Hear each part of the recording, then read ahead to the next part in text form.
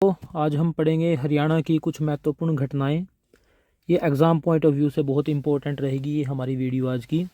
हरियाणा में क्या कुछ हुआ है 950 बीसी से लेकर के 1206 एडी तक, जो भी महत्वपूर्ण घटनाएं हैं, हरियाणा में किसका राज रहा, कब युद्ध हुआ, किसके साथ हुआ, वो सभी हम इस वीडियो में जो है वो जानेंगे। वन लाइनर क्वेश्चन रहेंगे, बहुत इंपॉर्टेंट रहेंगे। उसके साथ साथ हम उन क्वेश्चंस की जो कुछ भी हम पढ़ेंगे उनकी थोड़ी थोड़ी जो है डिटेल भी हम इस वीडियो में वो जानेंगे। ओके, तो स्टार्ट करते हैं आज की वीडियो। ये पहली वीडियो रहेगी 950 बीसी से 1206 तक। उसके बाद फिर हम पढ़ेंगे 1206 से आगे 1526 तक, और 1526 के बाद फिर आगे जो है वो अब तक की जो कुछ हमारे हरियाणा में घटनाएं हुई हैं, 2-3 वीडियो में हम बड़े अच्छे से जो है उसको कवर करने वाले हैं। ओके, तो स्टार्ट करते हैं जी आज की वीडियो। हमारे पास जो सबसे पहले क्वेश्चन आता है वो आता है कि महाभारत का जो युद्ध हुआ है, महाभारत का युद्ध ये कब हुआ है। ओके, इसके बारे में डेट के बारे में पूछा गया है, एचएससी ने पूछा है। तो इसका जो आंसर रहेगा वो 950 से 900 बीसी के बीच में जो है महाभारत का युद्ध होता है। ठीक है, ये एचएससी के अनुसार जो है आपका आंसर रहने वाला है।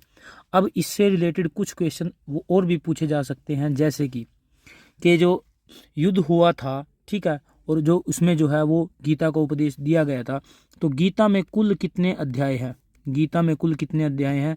तो आपका आंसर क्या रहेगा जी, 18 अध्याय है। अब इन अध्यायों में एक क्वेश्चन और भी आ सकता है कि भगवान कृष्ण ने अपना एक सार्वभौमिक रूप दिखाया था, सार्वभौमिक रूप जो है वो दिखाया था, विश्व रूप दर्शन जिसको आप बोल सकते हो, वो कौन से अध्याय में जो है भगवान कृष्ण ने दिखाया था। तो आपका आंसर क्या रहेगा जी, अध्याय 11। अध्याय 11 में सार्वभौमिक रूप के बारे में जो है वो बोला गया है। किसमें, गीता में। किसका सार्वभौमिक रूप, भगवान श्री कृष्ण का। अब और कुछ क्वेश्चन है महाभारत से रिलेटेड, जैसे कि जो भीष्म है इसकी जो है वो मृत्यु हो जाती है, तो इसकी मृत्यु जो है किसने कर, भीष्म की मृत्यु कौन करता है जी, भीष्म को कौन मारता है, इसको मारता है जी अर्जुन। और अर्जुन जो है वो किस तरीके से इसको मारता है, दो चीज़ें होती हैं जी, एक तो होती है शिखंडी की चाल। ओके, एक तो है शिखंडी की चाल, शिखंडी की चाल, और साथ में एक बाण चलाता है जी, नाम उसका क्या है जी, दिव्य बाण उसका नाम है। ओके, अब उसके बाद क्वेश्चन आता है कि कर्ण को हराया गया था, तो कर्ण को हराने के लिए अर्जुन ने किस बाण का उपयोग करता है। ठीक है, अर्जुन किस बाण का, किस अस्त्र का उपयोग करता है। तो आपका आंसर क्या रहेगा, उसका नाम क्या था, उसका नाम था जी अंजलि का अस्त्र। ये इम्पोर्टेंट क्वेश्चन है जी, सारे के सारे जो हम अभी कवर कर रहे हैं। ठीक है, उसके बाद ये आ सकता है कि एक व्यक्ति था जो पांडवों को छोड़ करके और कहाँ पे चला गया था, वो कौरवों में चला गया था। ओके, उसका क्या नाम था, उसका नाम था जी युयुत्सु। आपको याद रखना है, युयुत्सु उसका जो है वो नाम था। जैसे अर्जुन का सारथी भगवान कृष्ण थे, तो कर्ण का सारथी कौन था, कर्ण का सारथी कौन था। तो आपका आंसर रहेगा जी शल्य। शल्य इसका कौन था जी, सारथी था। जब महाभारत का युद्ध जो है स्टार्ट होता है, तो उस समय भीष्म पितामह शंख बजाते हैं, उसका नाम क्या था, उस शंख का नाम कई बार पूछ सकता है, पूछा भी गया है। तो आपका आंसर क्या रहेगा जी, पांचजन्य। पांचजन्य जो है इस शंख का जो है वो नाम रहेगा। इसको बजाने के बाद जो है वो महाभारत युद्ध जो है वो स्टार्ट होता है। अब क्वेश्चन ये भी आ सकता है, जैसे आपको पता है कि पांडवों ने 14 वर्ष का जो है वो क्या काटा हुआ है, वनवास काटा हुआ है। तो जो अंतिम वर्ष था, जो गुप्त वर्ष जिसको आप बोलते हो, अंतिम वर्ष किस वन में जो है इन्होंने वो काटा था। तो काम्यक वन। आंसर क्या रहेगा जी, काम्यक वन में जो है 1 वर्ष जो है इन्होंने वहाँ पे बिताया था। ठीक है, 1 वर्ष जो है वहाँ पे ये बिताते हैं। ठीक है, तो इस तरीके से कुछ इंपॉर्टेंट क्वेश्चन थे किससे रिलेटेड, महाभारत काल से रिलेटेड। अब महाभारत के बाद फिर इंपॉर्टेंट क्या आ जाता है जी, फिर आ जाता है जी हरियाणा में मौर्य काल।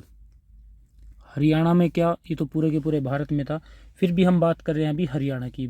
पूरे भारत में भी वो काल चलेगा, और हरियाणा में भी हम इम्पोर्टेंटली बात वो कर रहे हैं। ठीक है, कि उस समय हरियाणा पे किसका अधिकार जो है वो रहा है। महाभारत के बाद हम बात करते हैं जी मौर्य काल की। तो इसका काल जो है वो कब से कब तक था, मैं बात कर रहा हूँ हरियाणा के ऊपर भी 324 BC से लेकर के 232 BC तक किसके, हरियाणा के ऊपर मौर्यों का जो है वो शासन रहता है। स्टार्टिंग की अगर हम बात कर लेते हैं मौर्य काल, सबसे स्टार्टिंग में आता है जी चंद्रगुप्त मौर्य। चंद्रगुप्त मौर्य ने जो है इसकी स्थापना करते हैं। चंद्रगुप्त के बाद कौन आता है जी, चंद्रगुप्त के बाद आता है जी बिंदुसार, और बिंदुसार के बाद आता है जी सम्राट अशोक। ये 3 इंपॉर्टेंट रहने वाले हैं जी मौर्य काल के।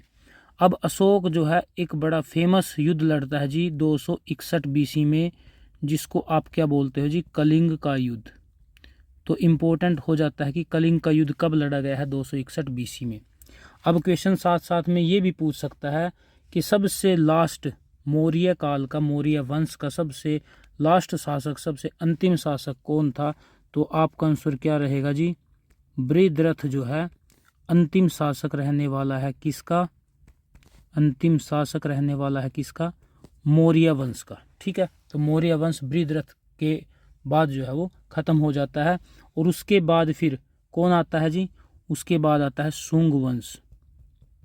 अब क्वेश्चन ये भी इम्पोर्टेंट है कि मौर्यों के बाद किसने राज किया है जी, शुंग ने। शुंग वंश जो है चलता है, पुष्यमित्र शुंग इसकी स्थापना करते हैं। ठीक है, अब मौर्य काल के बाद हम आगे बढ़ते हैं जी, फिर आ जाता है जी हरियाणा में वर्धन वंश। वर्धन वंश में हम इम्पोर्टेंटली क्या पढ़ेंगे, हर्षवर्धन के बारे में पढ़ेंगे। उससे पहले थोड़ा सा हम वर्धन वंश के बारे में जो है वो जान लेते हैं। ये 6वीं शताब्दी में आता है जी, 6वीं शताब्दी में हरियाणा के ऊपर किसका जो है वो अधिकार हो जाता है जी, वर्धन वंश आता है। अब क्वेश्चन ये भी आ सकता है कि इसकी स्थापना कौन करता है, इस फाउंडर कौन है। तो आपका आंसर क्या रहेगा जी, पुष्यभूतिवर्धन। पुष्यभूतिवर्धन जो है इसके क्या रहते हैं, संस्थापक हैं। ठीक है, इसके फाउंडर हैं। ठीक है, अच्छा उस समय वर्धन वंश के समय हरियाणा को क्या बोला जाता था, हरियाणा को श्रीकंठ जनपद, श्रीकंठ जनपद जो है वो बोला जाता था। ये भी इम्पोर्टेंट क्वेश्चन है। ठीक है, अब हम बात कर देंगे वर्धन वंश में मुख्यतः हर्षवर्धन के बारे में। किसके बारे में हम बात करेंगे जी, हर्षवर्धन के बारे में। हर्षवर्धन का जो काल है वो 606 से 647 AD तक जो है वो रहता है। ठीक है, तो अब क्वेश्चन ये भी आ सकता है कि हर्षवर्धन ने जो कामकाज है वो कब संभाला है। तो आपका आंसर क्या रहेगा जी, 606 AD में जो कामकाज है। ठीक है, ये राजा कब बनता है जी, 606 AD में ये राजा बनता है। और 647 में हर्षवर्धन की क्या हो जाती है जी, मृत्यु हो जाती है। अब इम्पोर्टेंट इसमें क्या रहता है, इसमें एक चीनी यात्री आता है जी हर्षवर्धन के समय में, चीनी यात्री। इससे बहुत ज़्यादा क्वेश्चन जो है वो पूछे गए हैं।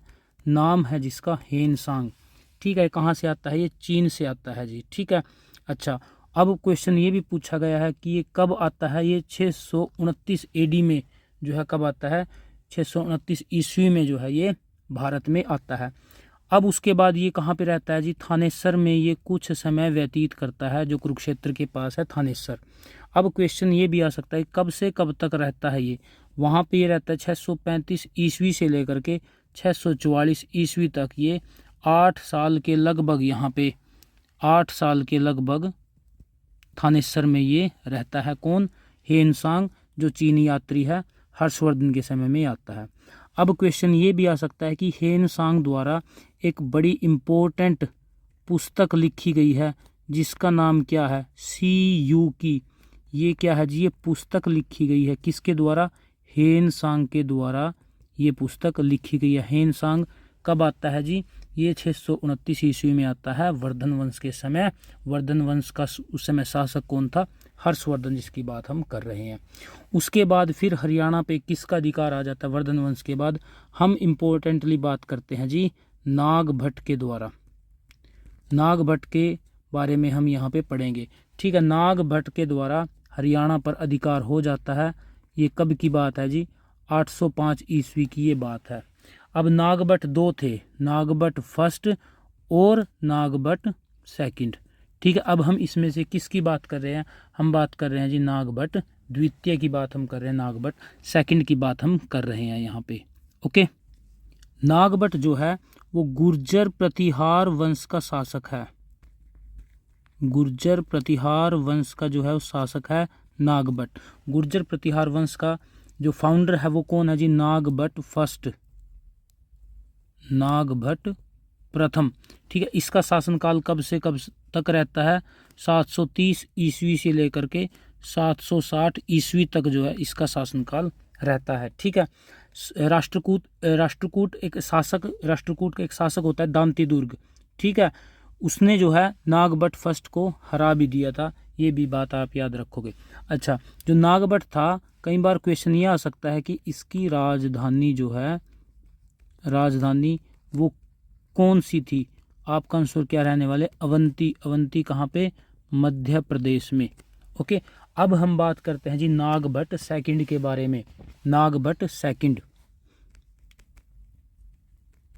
जिसके बारे में अब हम यहाँ पे बात कर रहे हैं कि इसने जो है वो हरियाणा पे ये अधिकार कर लेता है। इसका शासनकाल 795 से लेकर के 833 ईस्वी तक इसका शासनकाल रहता है। और ये हरियाणा पर अधिकार कब कर लेता है जी? 805 ईस्वी में नागभट्ट के द्वारा हरियाणा पर अधिकार हो जाता है। कैसे हो जाता है? नागभट्ट जो है वो कन्नौज को जीत लेता है।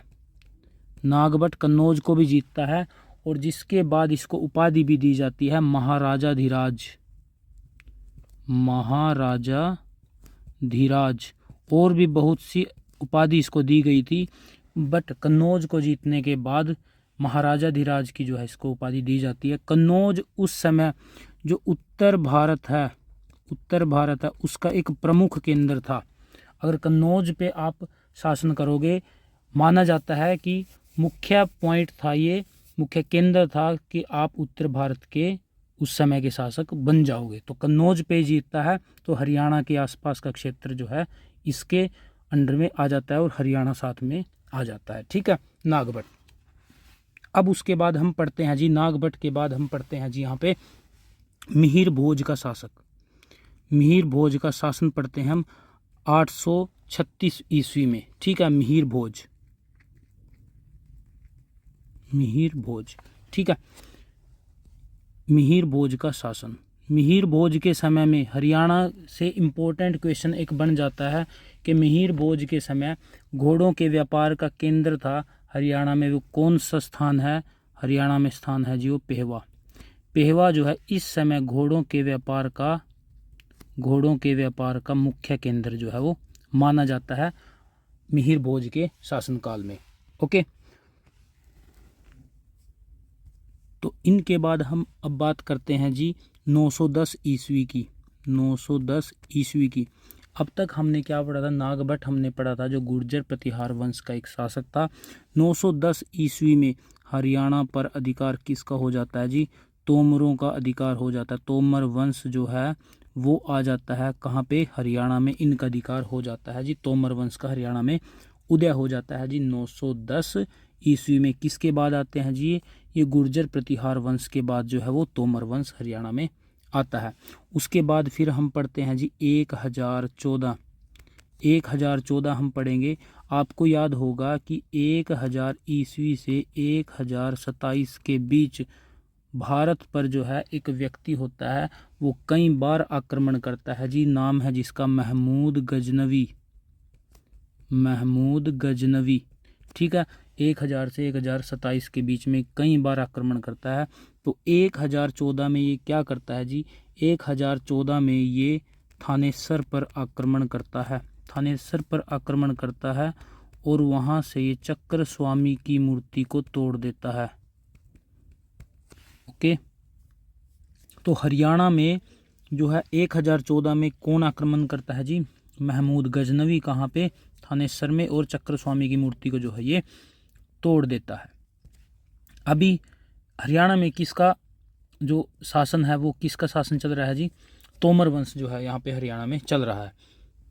अब हम बात करते हैं जी 1037 की। 1037 में जो है वो हाँसी पर आक्रमण होता है जी। हाँसी पर आक्रमण होता है। कौन करता है जी? हाँसी पर आक्रमण करता है जी मसूद प्रथम।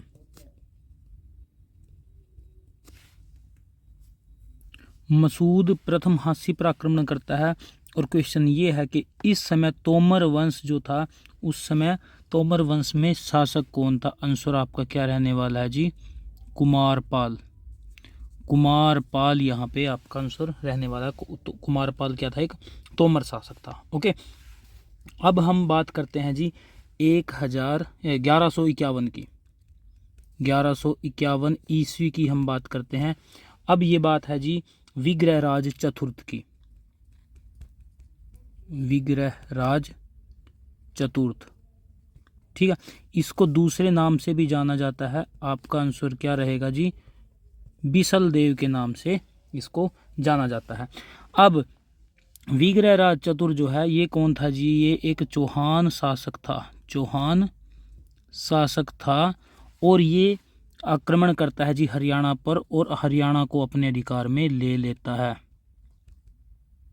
हरियाणा पर अधिकार किसका अब हो जाता है जी? चौहानों का जो है वो शासन यहाँ पर हो जाता है। और इसी वजह से आगे आप देखोगे 1191 1192 में ये होती है जी तराइन का पहला युद्ध। तराइन का पहला युद्ध। और 1192 में क्या होता है जी?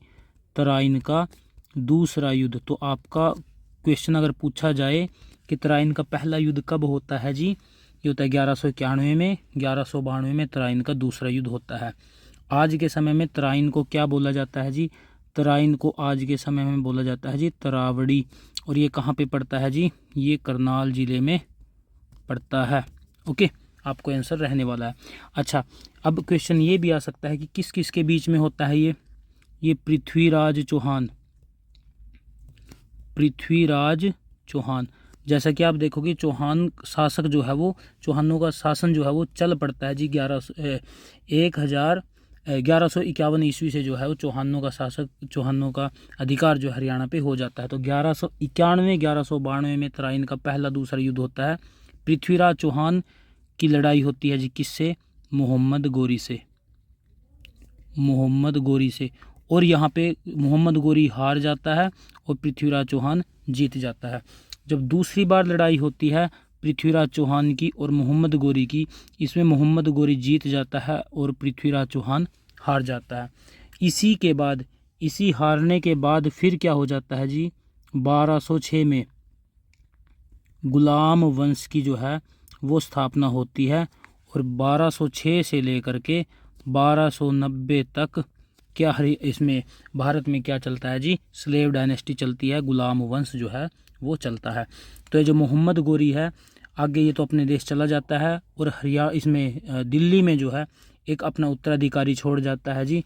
नाम जिसका क्या हो जाता है जी? फिर नाम उसका होता है जी आपका कुतुबुद्दीन ऐबक। कुतुबुद्दीन ऐबक। कुतुबुद्दीन ऐबक जो है वो फिर आगे भारत पर अधिकार करता है और वहाँ पे शासन स्टार्ट करता है। तो 1206 में किसकी स्थापना हो जाती है जी? गुलाम वंश। ठीक है, आप यहाँ तक जो है ये आज की हमारी वीडियो रहने वाली थी गुलाम वंश तक। अब गुलाम वंश को आगे हम नेक्स्ट वीडियो में कवर करेंगे और उसके बाद जो है वो हरियाणा पे किस किस का शासन आता है, क्या कुछ होता है, आगे हम नेक्स्ट वीडियो में इसको जानेंगे। Okay, thank you.